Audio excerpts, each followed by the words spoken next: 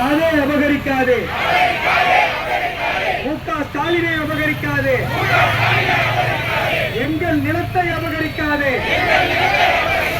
திமுகவின் பேய் அரசு எங்கள் நிலத்தை அபகரிக்காதே எங்கள் நிலம் எங்கள் உரிமை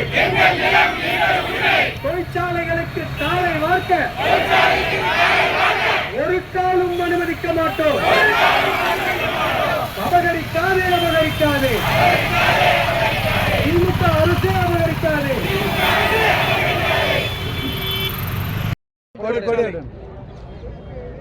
தோல் தொழிற்சாலை அமைப்பதற்காக கேப்பர் மலை சுற்றி இருக்கிற மலையடி குப்பம், பெத்தாங்குப்பம், வெள்ளக்கரை, கொடுக்கம்பாளையம், வெள்ளக்கரை உள்ளிட்ட 4 கிராமங்கள் சார்ந்த வீடுகள், முந்திரி தோப்புகள், வாழை மரங்கள் உள்ளிட்ட விவசாய நிலங்களை அழித்து, எங்களுடைய வீடுகளை, எங்களுடைய வாழ்வாதாரங்களை அழித்து அந்த தோல் தொழிற்சாலைக்கு தாரை வார்ப்பதற்காக இந்த திராவிட மாடல் பேய் அரசு பெருமுயற்சி எடுத்து வருகிறது. ஒரு இடத்துல ஒரு நிலத்தை எடுக்கணும் அப்படின்னு சொன்னா, ஆக்கிரமிப்பாளர்களை நீக்கணும்னு சொன்னா கூட ஒரு நோட்டீஸ் கொடுக்கணும், 15 நாள் டைம் கொடுக்கணும்.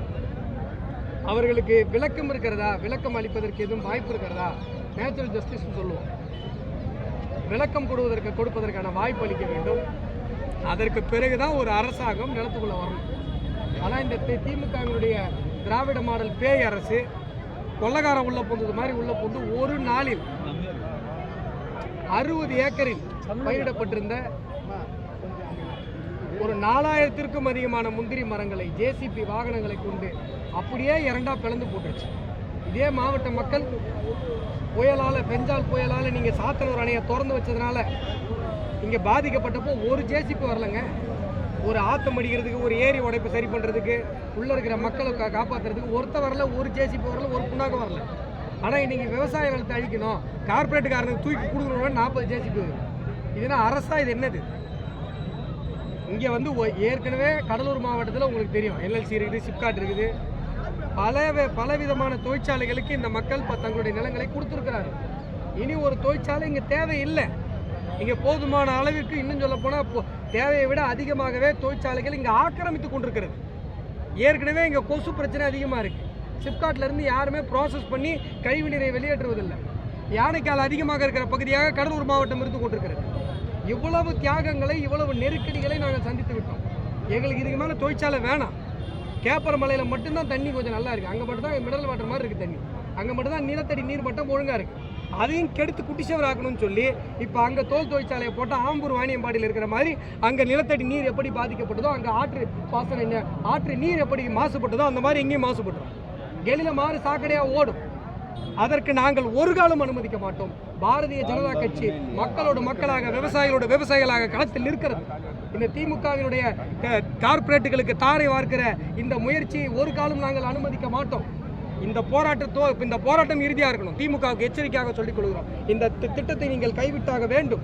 இல்லைன்னு சொன்னால் கடலூர் மாவட்டம் தம்பிக்கிற அளவிற்கு, கடலூர் மாவட்டத்தில் எந்த நகரத்திலும், எந்த சாலையிலும், எந்த வாகனங்களும் ஓடாத அளவிற்கு ஒரு மிகப்பெரிய போராட்டத்தை பாரதிய ஜனதா கட்சி முன்னெடுக்கும் என்பதை நாங்கள் எச்சரிக்கையாக சொல்லிக் கொள்கிறோம்.